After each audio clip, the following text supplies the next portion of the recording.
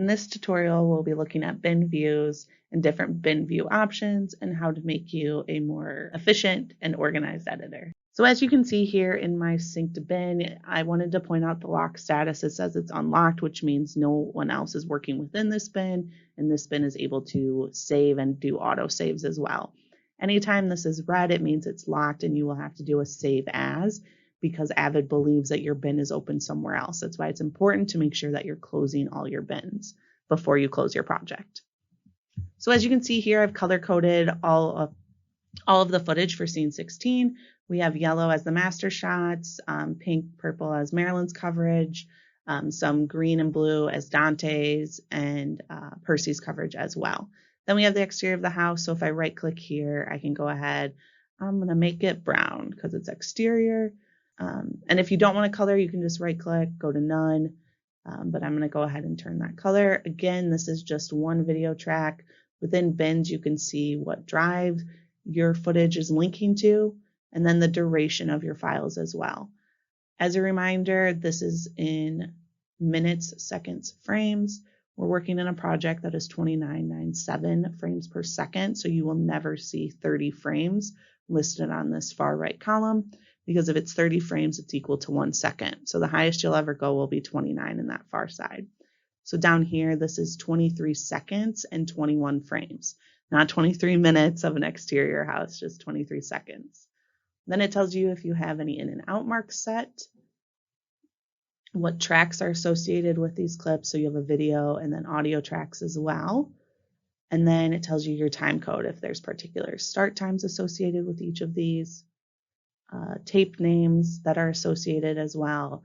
These are all just additional components and data, metadata to help you figure out and help Avid figure out files.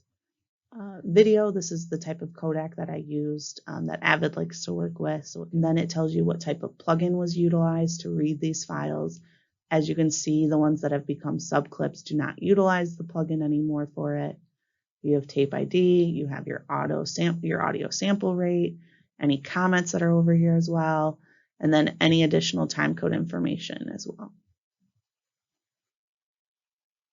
You can resort these columns if you like by just dragging and dropping them. You can reorganize your bins however you would like. The next thing to look at here is going to be your bin display. So here's going to be a thumbnail view that allows you to see kind of the visual components of each of the clips. And what you can do is if you click on that thumbnail, then hit the space bar, it's going to play the clip for you. If you hit J or L, you can fast forward or rewind, and then you can hit the space bar again and pick the thumbnail you want. So again, hit the space bar, hit L a couple times, hit the space bar again, and that will stop the thumbnail where it's at. So this way you can also visually see what does the shot consist of, what does the shot look like. And you can see that they're also still color coded as well. You can increase the size of your thumbnails also by zooming in here. And again, this is where you just adjust your bin view. Very easy to switch. Now there's more of a script one that shows you your colors, the thumbnail, but also gives you the options to put detailed comments in.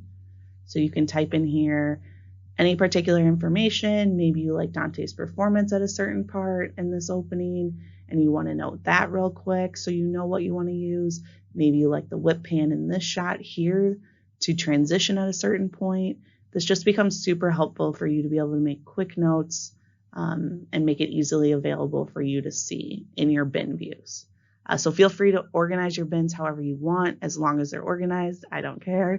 And to utilize the bin view options, whatever works best for you and whatever helps you best when it comes to organization. And again, you'll see the column over here. You can see what the comments are. You can search within bins as well. And most importantly, you want to close all your bins and then save your project one more time and then exit out.